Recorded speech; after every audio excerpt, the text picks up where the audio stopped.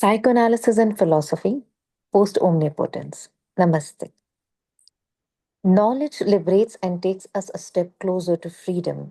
At the same time, knowledge also takes away little joys of life.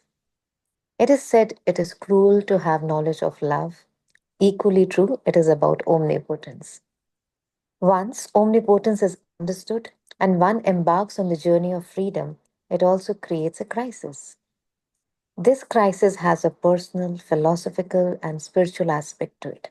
And our conversation today on it is with guide Dr. Himanshu Vete. Namaste, sir. Namaste. So let us start with the crisis post understanding the working of omnipotence.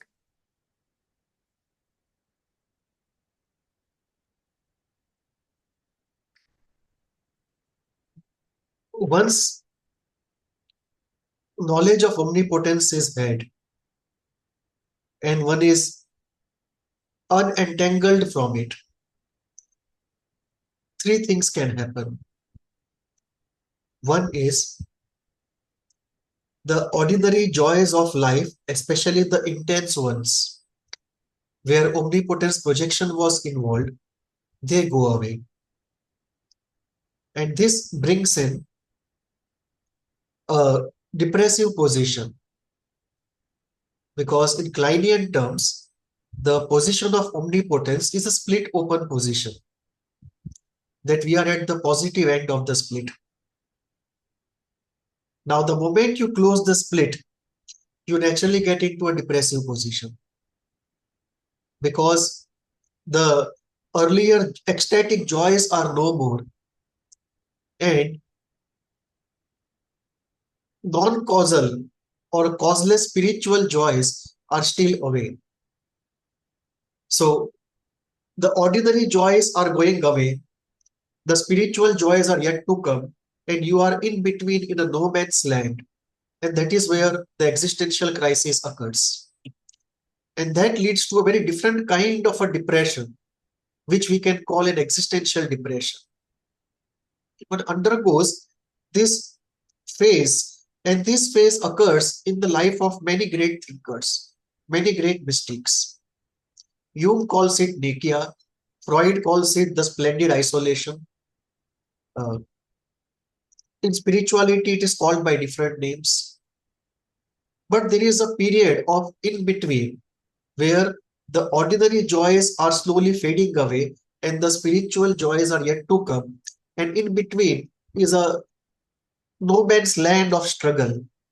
So one possibility is one undertakes the profound journey of existential struggle, emerges on the other side with development of sublime bliss, some causeless joys, and some sort of harmony and a purpose. This is one possibility. The second possibility is having unentangled oneself partly from omnipotence. One loses the projection on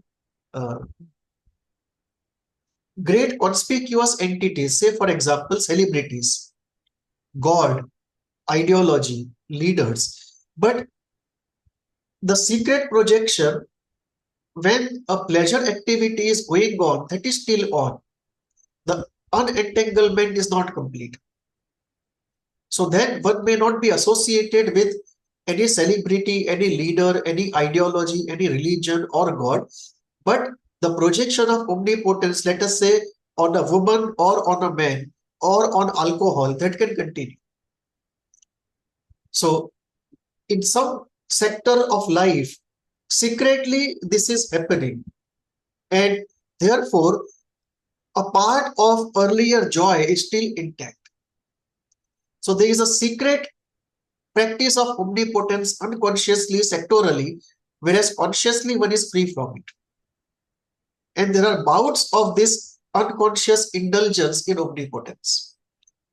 And that can continue for a very long time, and it's like deluding oneself. So this also can be a way of Maya perpetuating itself. That is second. The third can be, interestingly, you can flip the split. And instead of saying X was omnipotent, you now say nothing is omnipotent. And you make this principle omnipotent, that nothing is omnipotent. It's like you worship agnosticism. So it is flipping it. So then the part of the ecstasy which was there earlier with some positive subject now comes in the negation of it. So you have the all negating omnipotence. That it's a new ideology in which you have invested. The ideology that nothing is omnipotent. That is an omnipotent ideology. And it's a very delicate thing. Because consciously one says there is nothing omnipotent, and unconsciously one is loading with affect this principle.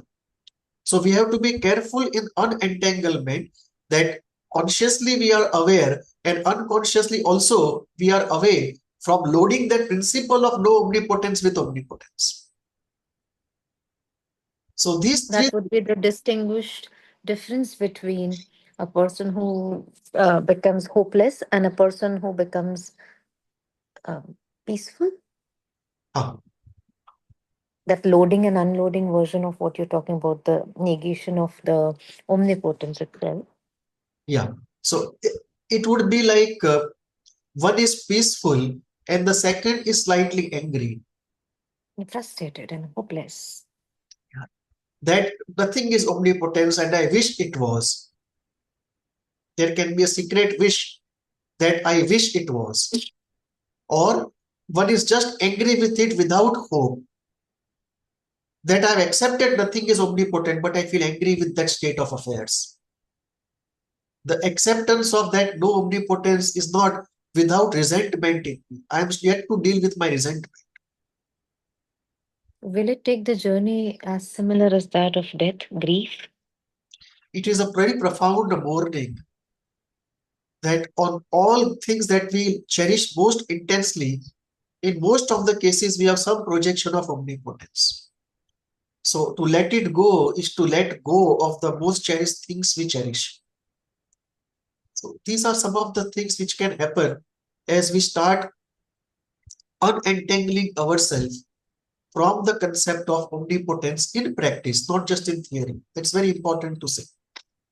In theory, hundreds of people can hear it and talk about it and think about it, but to put it into living action is a completely different game of the story. So this is how it would go if we sincerely put it into living practice, that either of these three or some combination of it, we will have to undergo as a series of experiences. Do we consciously put ourselves there, or the journey of life, if we see the design for an individual in the karmic space also, it occurs? Usually it occurs, but the second part of the story is that it can, the disappointment, a very profound disappointment from something omnipotent can occur for hundreds of people, but all of them don't get to the stage of being unentangled, because for that, inner spiritual preparation is required. It's only when the two come together, the inner preparation and the outer disappointment, that one is able to create that insight which can put itself into living practice. So even if you give all the knowledge of omnipotence, entanglement, the cost of it, very few will be able to take it seriously and come out of it, because there is no inward preparation, spiritually speaking, of reaching to a stage where we can put it into living reality. So usually when we encounter a big loss of object, this is a big loss of psychological, in fact, the existential loss, as you said correctly. Have the defenses in that person dead to take over into some other kind of version? Why the twist didn't take place in those who have who are mourning and yearning in that Yeah. So loss of omnipotence. this is what happens with everyone who is not prepared. Hmm. The defenses take So over. no defenses. No, those who are prepared, their defenses are dead, or they are not needed anymore They because are there is not ready acceptance. because he is ready to encounter the truth. Acceptance. He is ready intellectually and in terms of complete psychological capacity to really enter that stage of journey. And that would happen primarily on two fronts. One is building the capacity to go through that journey, and two, most of the desires, uh, as he had to fulfill in the journey of life, have got either fulfilled or there is no further chance of getting fulfilled. So his Or own. the desires have dissolved, started dissolving. I won't say immediate dissolving, but started dissolving. Yeah, the intensity has started reducing. It's only when they reduce beyond a particular intensity that this kind of operations become possible. Because still the journey of the self journey power and the karmic power, they are working, the defenses will immediately come into operation. It's only when primarily both of them allow that you will have a state in the mind where the defenses don't immediately take over and you have the capacity to go through it, both intellectual and otherwise, and therefore you get into it. And usually, therefore, it happens to people who have entered some sort of philosophical, existential, or spiritual uh, area of life. It doesn't happen to anybody just walking on the street. If it happens, we will say he has done it in the past life.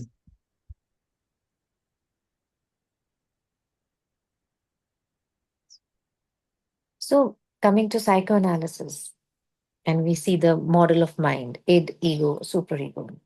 How do they connect to omnipotence and how do they appear post omnipotence? Uh,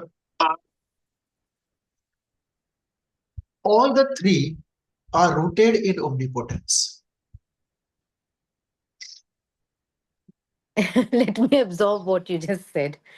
All the three are, Okay. let me put it in a more accurate way, they are associated with omnipotence. Let me not say rooted, but they're associated with Okay. omnipotence. Okay. Like it would have for its omnipotent manifestation the goal of an endless pleasure. Mm. Ego would have for its omnipotence the goal of perfect adaptation and perfect leadership of reality. Being a man of the world, being a successful leader of the world.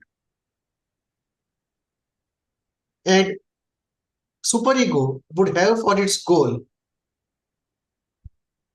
the omnipotence projected on an ideal.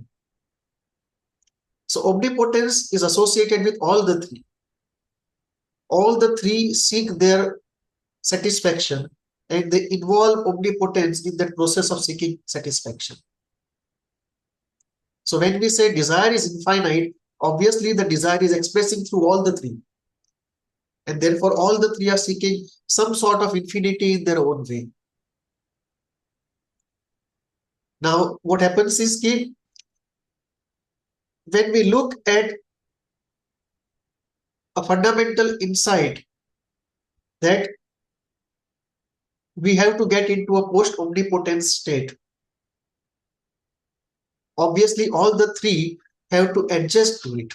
And it's a very profound reality adjustment. They fine tune rather. Yeah. And it's a very profound adjustment that the superego has to accept that the type of ideal it had put for itself is not achievable. Now, does that mean nothing is achievable? No, that's also not true. So one doesn't have to go from giving up omnipotence straight to zero. One has to find that optimum realistic zone where one has to station all the three. So all the three have to find their realistic optimum zones where they would like to station themselves. For example, one may come to conclude, let us say somebody was a communist His superego had invested omnipotence in the ideology of communism. And he gets an insight, it's not possible, this is only a projection. So he gives it up. Does that mean that he accepts the world as it is and does not have any superego function? Not necessary. Some people may accept it, but some people may say that that ideology does not appeal to me anymore, but concrete limited programs, they do appeal to me.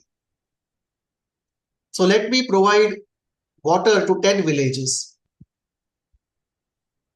That is what seems feasible to me. Let me give 10 rupees every day to somebody. That looks feasible to me.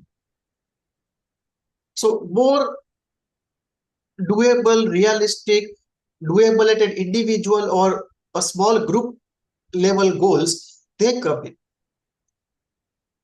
Now, how far can one go with this depends upon many factors. True. It may be that this realization is there for a few weeks, and then two things can happen. Three things actually. One is one group who is the theistic believers group. They will pass through this no omnipotence period, and then again some omnipotence period will start. Like it happened with Sri Aurobindo, that he experienced the all negating absolute, and then again he went into the whole theistic idea of God. So, can we pause for a minute? So I was referring to what would happen to these three entities post the insight, and I said different groups will have different experiences in the long run. In the short run, all of them will adjust to a realistic optimum. But in the long run, what will happen is their core nature will exert and their core life journey will exert. And this will divide people into three groups. One, those who will continue with the realistic optimum and be partly active in the world without much passionate interest. It's a more like a dispassionate humanitarian interest. One. Societal interest, rather. Yeah, they are very do-gooders. It's almost like a Nishkam Karma. Very reality-oriented, uh, very practically oriented, very conscious of what can be done, not be done, but more on the level of Nishkam Karma. One. Second group will be those who after some time will re-experience the call of omnipotence.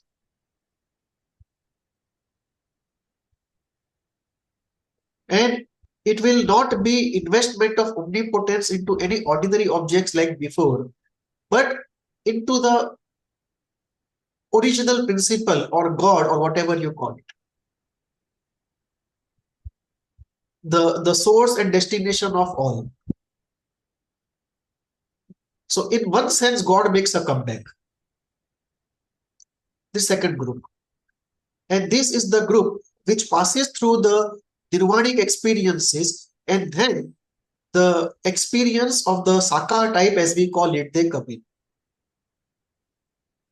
And in this group, the nirvanic experiences are believed to be an intermediate experience, not the final experience. So if you look at Sri Aurobindo, Shankaracharya, if you look at Vivekananda, if you look at, say, all the theistic Vedic philosophers, they will be in this group.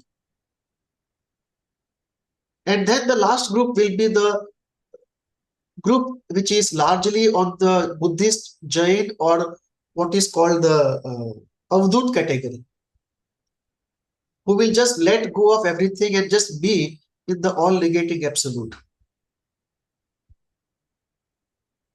And this, for them, will be the long term.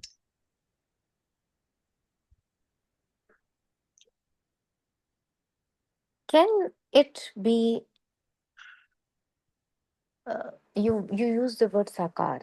Can it be something like after being in that frustrated, hopeless zone, then entering into the simplest existing being, where there is no more the flavor of loss of omnipotence and nothing. It's there is no other, there is not sakar, there is no nirakar, there is no existence, nothing. It doesn't make a difference, whatever. But there's just this very timeless sense of being, Right. what it would be. Would be more of those who are in the Avadhut group who live most of the times in that state of oneness in the ground, who are not so much interested in the world outside. Because you can remain lost in that, and the world seems secondary, often meaningless. Often it can be such an absorption that you don't even realize its existence. Probably, I don't know. When you say that, I feel that this is like not interested. It's still a sense of there is a sense of duality in there, but there is the oneness, yet nothing. There is this juiciness. There is this beauty, but at the same time, it's not the way usually it is. Correct. So that will be the group that we refer to of those who experience again the uh, Omnipotent. omnipotence. That will be one. And one more group that we'll have to create, you rightly mentioned it. Okay, there will be some who experience that oneness and who are at once with others. So in one sense, they believe in that all negating absolute, but in the other sense, they also feel at one with others, and they go out. That is more like the Buddha's path. No. That at one level you feel it's an all negating absolute, which is the ultimate truth, but in everyday operations you feel one with others, and you actually try to help others. So this will be the groups. And if we go deeper, we may have a couple of more groups of how experiences can play out, because the journey of life of so many varied people is in various groups. The difficulty is the followers invest omnipotence even in the path of getting free from omnipotence. So How entangling it is. yeah, So, I think world without. Yes. sorry. Yeah, world without omnipotence. Sorry, you're saying something. Yeah. World without omnipotence is almost like a world without a guide, a navigator. God, how does one navigate such a world? It's a very profound question. For the last 300 years, human civilization has been struggling to find an answer. And Mm. this, a world without God, actually is a profound crisis of civilization. If one is not civilized and one is living in the caves and the tribes, they can decide based upon their knowledge or ignorance or collective wisdom or collective stupidity, whatever it is, what is good, what is bad, what is right and what is wrong. But once you have come to the state of civilization, then what is right and what is wrong, what to do and what not to do becomes central to human life. And if that is central, what is it going to be based upon? In earlier Western civilization, it was based upon reason and belief in multiple gods and the signals the gods are sending. Yes. So that was the reason and those belief in the gods. But primary reason was the source, the foundation of truth, foundation of right and wrong. Then we got into the second stage of Western civilization, the Christian age. And instead of reason, faith became omnipotent. Yes. So what was written in the Bible, that would give the idea of right and wrong. So at that time, people knew less, but they were very confident about what they knew. Today we know so much, but we are not confident about what we do. Because there is no foundation on which all our knowledge can be based.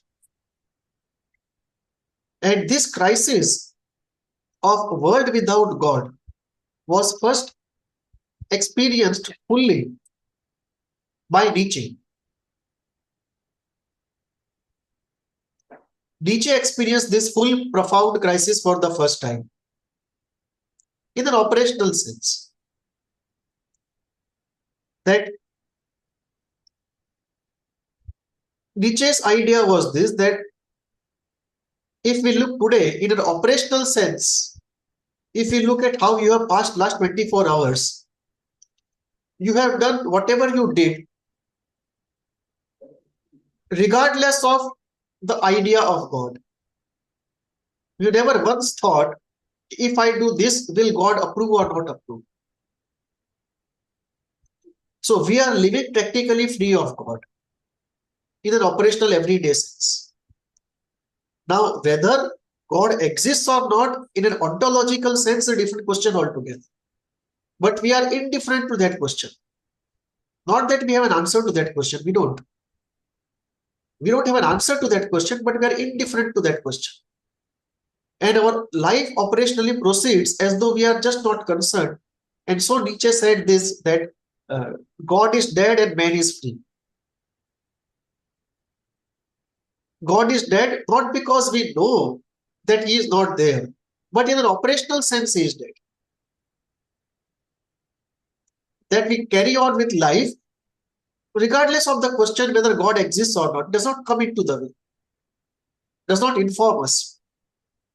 So Nietzsche thought that we have become in a way a God-free civilization, and that's a profound crisis. Because civilization means ethics. Civilizations means a way of life, a culture, and on what it is going to be based, if not on God.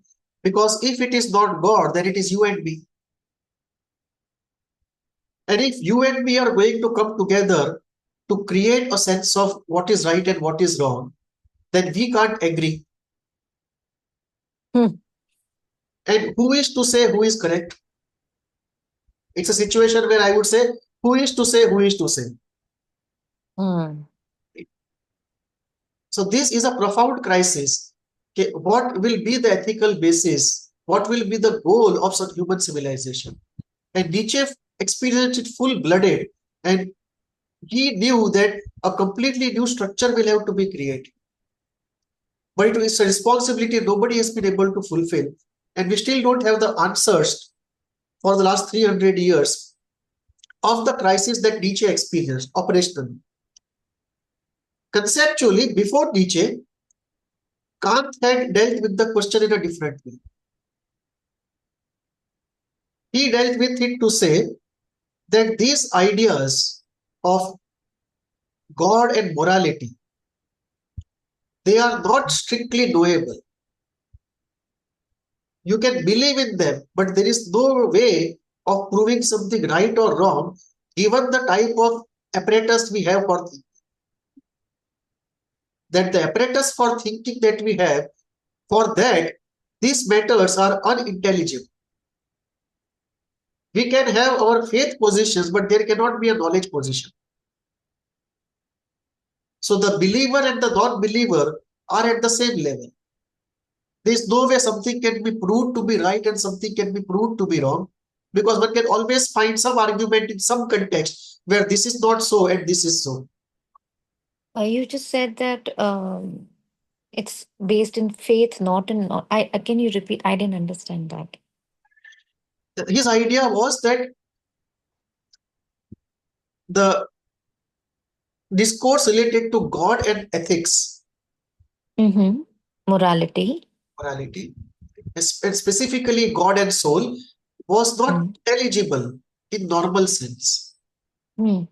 That we cannot discuss it and arrive at a strong premise, scientific premise of these ideas, because these ideas are not something that we can deliberate upon using our apparatus and the normal process of thinking. Mm. So just as he said that what the thing in itself is something we can never know. We can only know its appearance as it appears to us. What it is in itself we can never know, because our process of knowing cannot jump over, our knowing cannot jump over the process of knowing, and the process of knowing has its limitations. True. Now, when you talk of something like God or truth, they are not ordinary entities like the ones we can know through the scientific method. And therefore, he dealt with the idea of God, omnipotence, and everything by saying it is beyond the intellectual discourse. It can be a matter of faith, but it has to be strictly personal, because nobody has any foundation to say he is right or somebody is not right. And then we have in Nietzsche, his idea partly was to resolve this problem of loss of omnipotence in God by conceptualizing the idea of an omnipotent human being called the Superman. Mm-hmm. But complete freedom from omnipotence and getting into everyday analysis of how we live, that we find in Heidegger. Because in Nietzsche, we still see the flipping of omnipotence from God to Superman. But the complete distance from omnipotence and an immersion into the everyday being as we are, that we see in Heidegger, where we get into the analysis of our everyday being and a deeper analysis of what appears banal, what appears obvious. And when the obvious is subjected to awareness and analysis, it becomes vivid. The obvious doesn't remain subliminal and hazy, it becomes vivid. And in that vividness, we see the alive details of everyday role of life. So in Heidegger, we find another attempt to look at analysis of being in the world without the concepts of God and soul and design and purpose given to us from outside. And life then is life for the making. You and I may have freedom to make what we can make of our lives. And obviously, given what we are as imperfect people, we will stumble through life. Nobody is going to make a perfect design and work perfectly on it. So then the whole enterprise becomes of stumbling as better as you can. And there, the extraordinary is still there. It is not omnipotent, but still it is extraordinary. And that extraordinary comes in as a freedom from the historical technological process and an opening into spirituality and art, which is as spontaneous and as coming from one itself as it can be. So it's a very different way of dealing with a post-omnipotence world in Heidegger. And then we look at the Eastern schools of Veda, Buddha, and Zen. As we said, in the Veda approach, the omnipotence re-establishes itself post the experience of post-omnipotence. It's like God has a return ticket and he decides to come back and land in history again. Is it that a individual is delayering the concept? Right. And there is also a diversity of the experience of enlightenment. What we discussed in FAQ enlightenment, that it is not one. Enlightenment is supposed to be the goal of the spiritual enterprise. That goal itself has been described differently by different people as they have experienced it, and post-experience as they have lived out their lives. So some have lived with it, some have lived with it and tried to share it, some have lived with it and then come back into the zone of omnipotence, but radically free from omnipotence projected on things around them.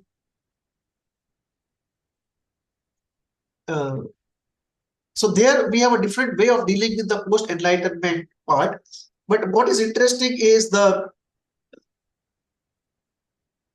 most simple and primal and pure natural way of living with it is in Zen. And it is given in a small story in Zen. The disciple asks the master, how was the universe created? And he answers, the goat is hungry, she eats grass. The rabbit is thirsty, he drinks water. Meaning, we don't have answers to those questions, but we are free from those questions and this whole game of desire and omnipotence and the surreal. And now life is simple as it is just in front of me. There is a natural, harmonious life with nature, partly driven by what you see as necessary, partly driven by what you see as something that you like, partly driven by what comes to you as inspiration. But it's a very simple life of harmony, as he says, the goat is hungry, she eats grass, the rabbit is thirsty, he drinks water. So it's a very different take of the post omnipotence life. And I think the purest take on it is in Zen. We have 1 minute to go. We'll have to stop for the day. We'll continue in the next part.